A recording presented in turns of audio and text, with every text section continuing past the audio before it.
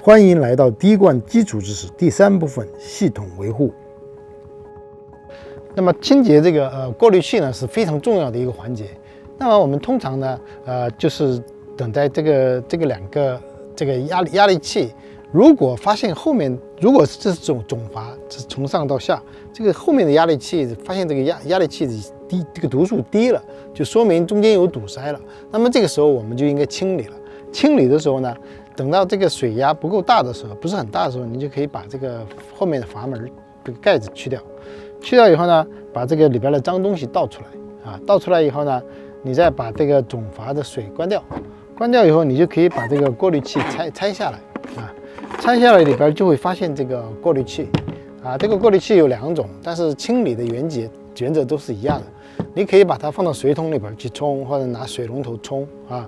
让你手指头把它里边的脏东西拿出来，记住要用柔软的牙刷啊，千万不要用这个钢刷子，钢刷子会把这个屏幕给这个过滤器给戳破啊。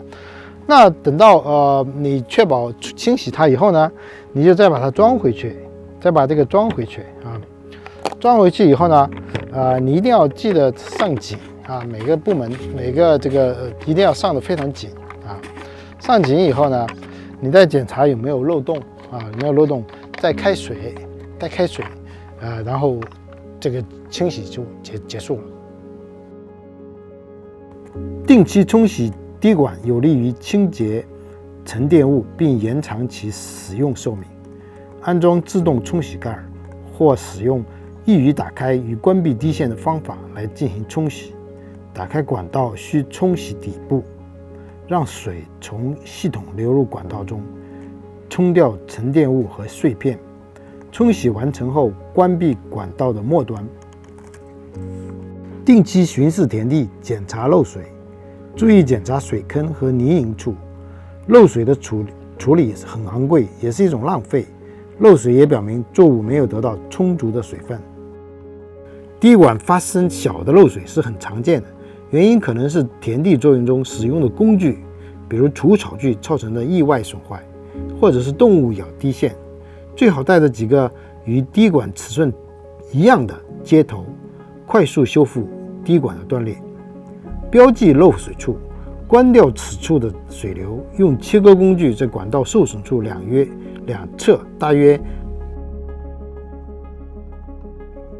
半寸到1英寸的地方切一个平整的正方形的切割面，切割这一小部分受损处，用接头将2侧重新牢固的连接起来，尺寸要准确。重新打开水流，检查修理是否牢固，有没有漏水。注意缓慢的开启和关闭闸门，以防系统损坏。使用合适的压力调节器，以适配制造商的滴管规格。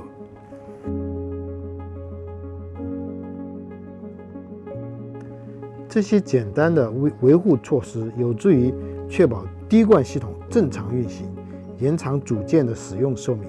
更多的资源请查看视频中的连接。种植快乐。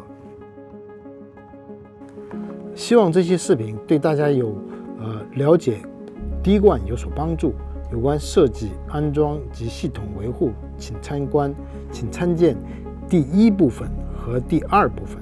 感谢我们的社区合作伙伴以及美国农业部合作伙伴关系和公众参与办公室 OPPE 为本视频制作以及相关参考资料提供的资金支持。该系列视频有英语、伊洛嘎语、汉语和泰语版本。